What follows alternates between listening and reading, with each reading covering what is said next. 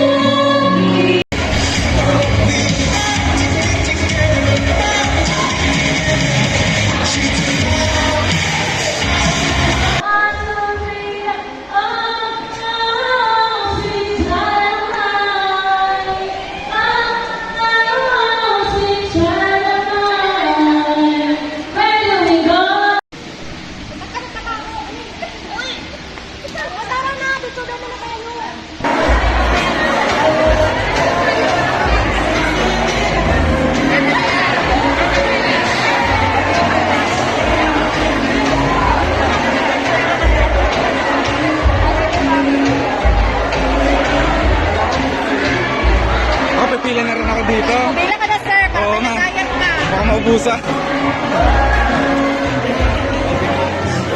Ano ka naman?